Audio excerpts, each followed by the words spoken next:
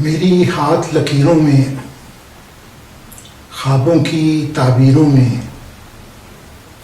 میرے عشق کی مجبوری میں، لمحہ لمحہ دوری میں، بہکی بہکی باتوں میں، مہکی مہکی راتوں میں، وہم و گما کے پھیروں میں، سوچ کے لمبے گھیروں میں، پل پل میرے ساتھ ہو تم، ہر پل میرے ساتھ ہو تم۔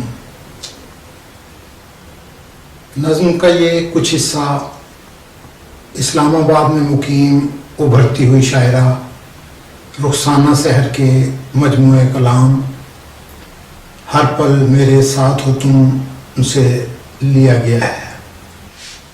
اردو شاعری کی تاریخ گواہ ہے کہ شروع سے اب تک ہماری شاعری کا بنیادی موضوع محبت ہی رہا ہے۔ یہ محبت کبھی خواب ہے تو کبھی عذاب، کبھی اس کی ہلکی ہلکی پھوار سے من بھیگا، کبھی یہ ماورائی اور عشق کی تپسیا میں اللہ ہو کا درجہ پا گئی، کبھی فقط چھونا اور پا لینا ہی اس کی آدرش ٹھہری۔ رخسانہ سحر محبت کی شاعرہ ہے۔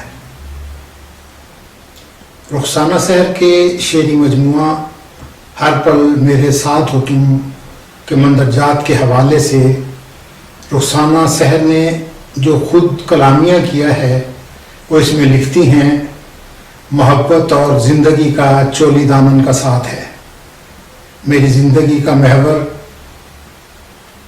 ہی محبت ہے، اگر مجھ میں سے محبت منحا کر دی جائے تو باقی کچھ نہیں بچتا۔ مجھے کائنات سے عشق ہے، فطرت جب چوبن پر آتی ہے تو اس کی رنگینی دیکھنے کے قابل ہوتی ہے۔ میں نے لفظوں کی پروئی مالا تو توڑی تو لفظوں کے ساتھ جذبے بھی بکھرتے چلے گئے۔ رخسانہ سحر نے روایتی شاعروں کی طرح محبت سے آغاز سفر کیا ہے۔ وہ محبت سوچتی ہیں، محبت پڑھتی ہیں، محبت ان کا اوڑھنا بچھونا ہے۔ یہی محبت کا ازلی تصور ان کی شاعری کی اساس ہے۔ دل کے سونے صحرا میں بن بادل برسات ہو تم، دل کے سونے صحرا میں بن بادل برسات ہو تم، خود کو کیسے تنہا سمجھوں ہر پل میرے ساتھ ہو تم۔ فیض احمد فیض کا کہنا ہے کہ شاعر شاعری نہیں کرتا، عشق نہیں کرتا، وہ اپنی تکمیل کرتا ہے جو عشق کے بغیر ممکن نہیں ہوتی، کیونکہ عشق ایک مکمل کائنات ہے جو تجربات، مشاہدات اور انسانی نفسیات سے بھری ہوئی ہے۔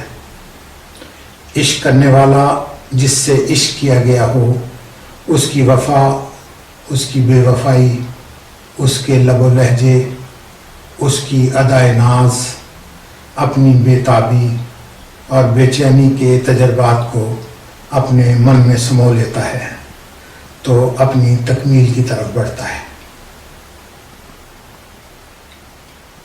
تعمیر کر رہی ہوں محلات آرزو، آئیے رخسانہ سحر سے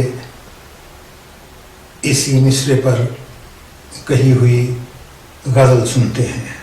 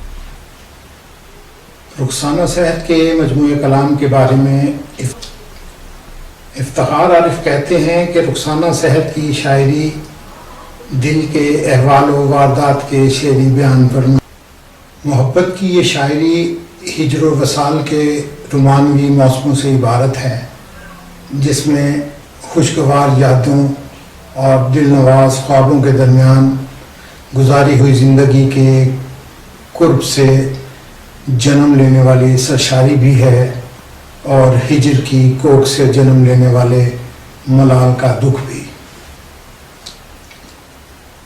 دن کو خواب بننے میں دیر کتنی لگتی ہے، گرنے اور سنبھلنے میں دیر کتنی لگتی ہے، بے بسی کے موسم میں سانسیں جلنے لگتی ہیں، بے بسی کے ڈھلنے میں دیر کتنی لگتی ہے۔ دن کے دیکھے سپنے تو جھوٹ ہی نکلتے ہیں، دن کے دیکھے سپنے تو جھوٹ ہی نکلتے ہیں، اعتبار کرنے میں دیر کتنی لگتی ہے۔ دل دیا جلانے سے فائدہ ہی کیا ہے، اب آندھیوں کے چلنے میں دیر کتنی لگتی ہے۔ اس کو دیکھ کر اکثر دل سکڑنے لگتا ہے، بننے اور سنورنے میں دیر کتنی لگتی ہے۔ رخسانہ سحر کے ہاں نظم کا عنصر زیادہ ہے، بلکہ یہ ان کی شاعری پر حاوی ہے۔ حیرت کی بات یہ ہے کہ انہوں نے تقریباً ہر نظم کے نیچے نثری لکھ کر اچھی بھلی نظموں کو بھی وہ صنف بنانے کی کوشش کی ہے جس کے بارے میں احمد ندیم قاسمی نے فنون میں ایک افسانوی مجموعے سامر کا تعارفی نوٹ لکھتے ہوئے کہا تھا کہ میں نثری نظم کا قائل نہیں ہوں کہ اس کی مقبولیت شاعری میں خوفناک انتشار کا سبب بن سکتی ہے، مگر سامر مجھے شاعری کے نہ صرف قریب نظر آتی ہے بلکہ بیشتر مقامات پر وہ شاعری کی سرحد کو بھی عبور کرتی ہوئی محسوس ہوتی ہے۔ ہمارے دوست بہت اچھے کہانی کار اور نقاد محمد حمید شاہد اس نثری صنف کو نظم کا نام دیتے ہیں۔ احمد ندیم قاسمی کی رائے سے اتفاق کرتے ہوئے ہمارا بھی ماننا ہے کہ نثری نظم کے اپنے تقاضے ہیں، انہی تقاضوں کو ملحوظ رکھتے ہوئے محمد حمید شاہد نے اسے نظم کا نام دیا ہے۔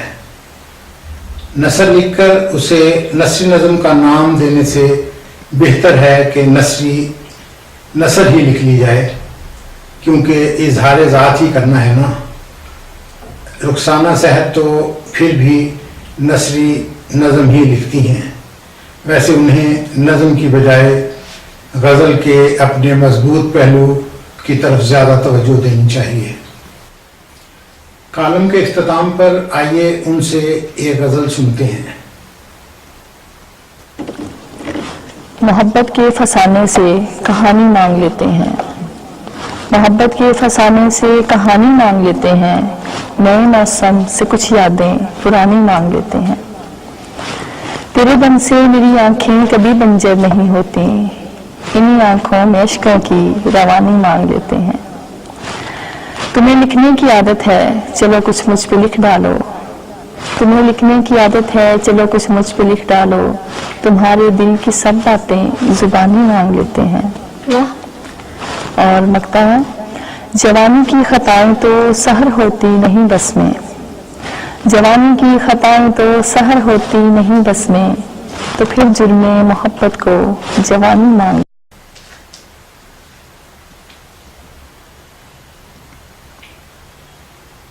رضا صدیقی کو اجازت دیجیے، ایک نئے ادبی چہرے اور ایک نئی کتاب کے ساتھ پھر حاضر ہوں گے۔ اس وقت تک کے لیے اللہ حافظ۔